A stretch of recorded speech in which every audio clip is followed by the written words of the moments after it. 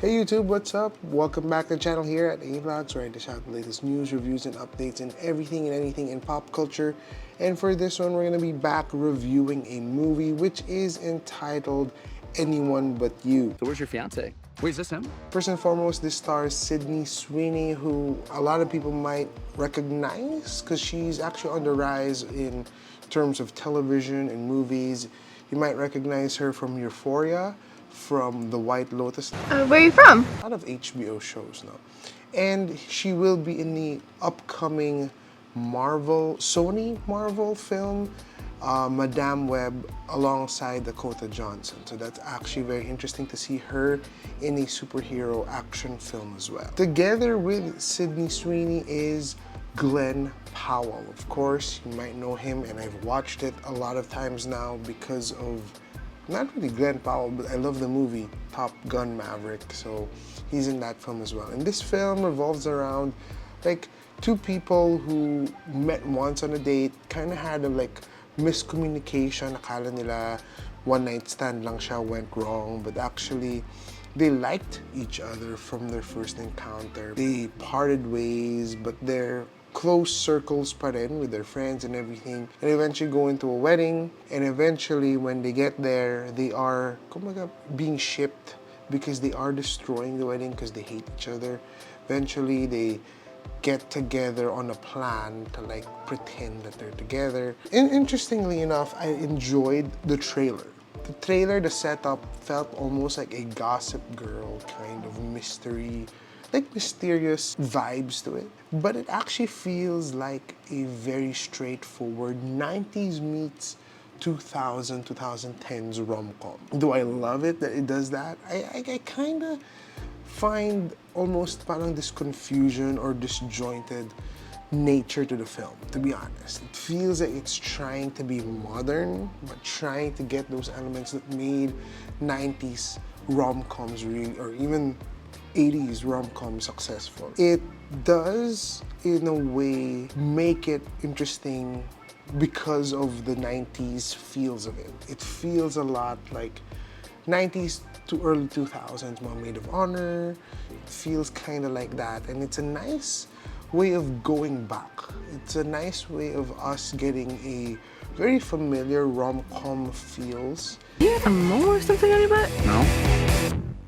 What the? This film is in a way cheesy and nostalgic, and is in a way formulaic and tropish in terms of rom-com. You even get a nice popular singer, Natasha Bedingfield, I think is her name, who sang Unwritten. So you get that here inserted, you get the theme song, and you get the tropish rom-com vibes. I don't like you, you don't like me, but eventually you know where it's heading. Never be with someone like him. This girl's a disaster. It's the F-boy kind of feels with Glen Powell, and then you have this nerdy, not sure of where she stands in relationships and whatnot. You have that misunderstanding. All of these things are very tropish. All of these things you've seen before, but then I think the best thing about Anyone But You is the chemistry and the acting. I feel like Sydney Sweeney has again mastered, or has already found who she is as an actress. And you top that with, or pair that rather, with Glen Powell, who again, tropish yung characters nila. They're very the norm, the usual, they're the typical kind of characters that you would get. But I think I love the interaction the most between the two. That's what I enjoyed, because Anyone But You doesn't offer anything new. It doesn't offer anything different. Again, it feels like a 90s mixed with 2000s kind of comedy and rom-com in a way, but then it doesn't even get there in terms of the story, because in a way it doesn't get there because it feels familiar. It feels like I'm just watching, and it could get lost in other rom-com films and be a bit forgettable in that sense. I'm trying to manage your expectations because it is a nice movie. It's enjoyable. I mean, it's nice, lighthearted, and I think what I love the most about this is the fact that it is, in a way, feel good. You know, if you want to go into a movie that's feel good and you get it here, But it's very predictable, very tropish, very usual, typical for a rom-com.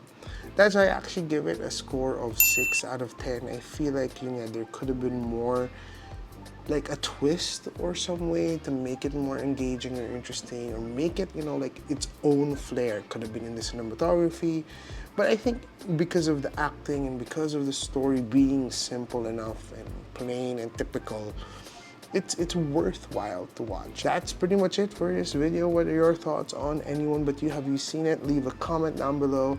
I'd love to know your thoughts. As always, don't forget to make every day into an adventure, guys. God bless and peace.